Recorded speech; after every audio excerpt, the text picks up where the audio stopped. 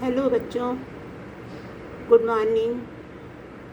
आज मैं आपको व्यष्टि अर्थशास्त्र के परिचय लेसन से इंट्रोड्यूस कराऊंगी।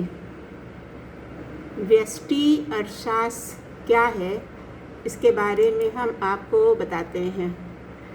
सबसे पहले आप अर्थशास्त्र के बारे में जानिए कि अर्थशास्त्र वो विज्ञान है जो विभिन्न उद्देश्यों और वैकल्पिक उपयोग वाले दुर्लभ संसाधन के संबंध में मानव व्यवहार का अध्ययन करता है।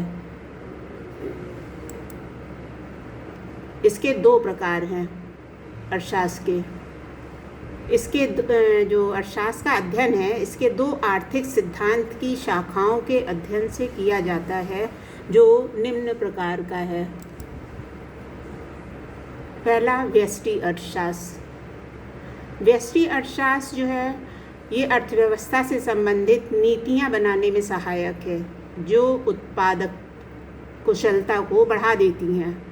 इसमें व्यक्तिगत इकाइयों का अध्ययन किया जाता है। ये पूंजीवादी अर्थव्यवस्था की कार्यप्रणाली का वर्णन करता है। फिर ये भी बताता है कि किसी स्वतंत्र अर्थव्यवस्था में कोई व्यक्तिगत इकाई संतुलन कैसे प्राप्त करती है।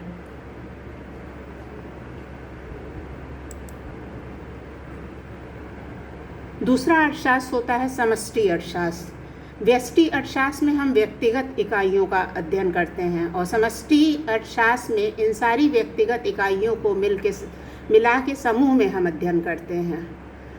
जैसे अब व्यष्टि अर्थशास्त्र है।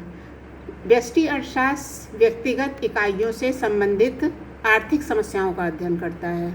व्यष्टि अर्थशास्त्र एक उत्पादक तथा एक उपभोक्ता से संबंधित है।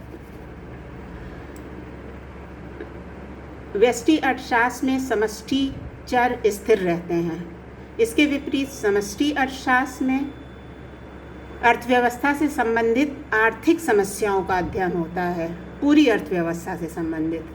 समष्टि अर्थशास्त्र पूरे अर्थव्यवस्था से संबंधित है। समष्टि अर्थशास्त्र में व्यष्टि चर स्थिर रहता है।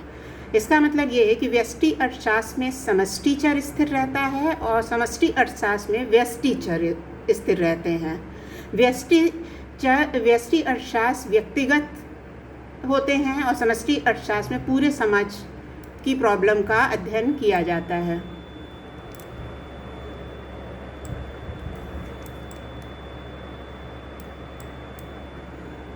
अब आर्थिक समस्याएं आती हैं।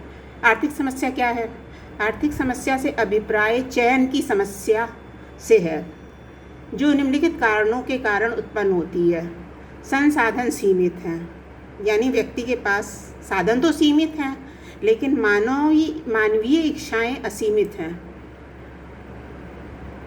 जो संसाधन होते हैं उनके वैकल्पिक प्रयोग होते हैं।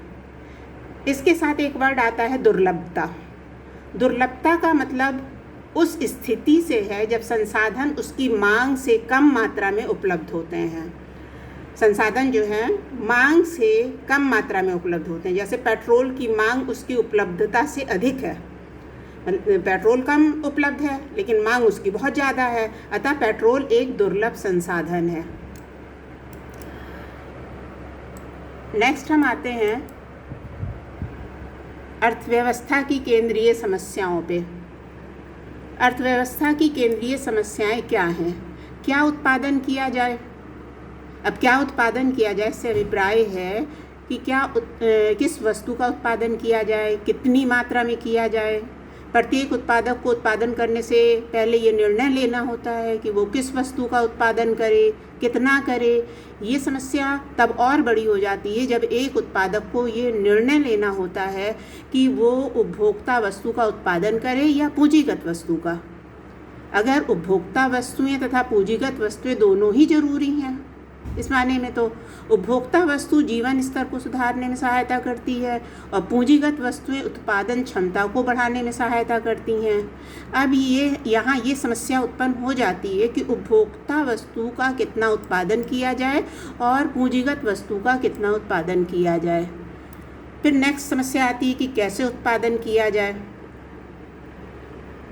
कैसे उत्पादन किया जाए समस्या उत्पादन की तकनीक से संबंधित है। ये समस्या तब उत्पन्न होती है जब एक उत्पादक को उत्पादन की दो तकनीकों को श्रम प्रधान तकनीक तथा पूंजी प्रधान तकनीक के बीच चयन करना पड़ता है।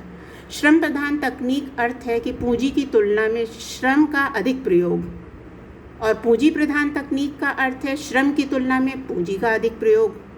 श्रम प्रधान तकनीक रोजगार को बढ़ावा देती है और पूंजी प्रधान तकनीक कुशलता को बढ़ावा देती है।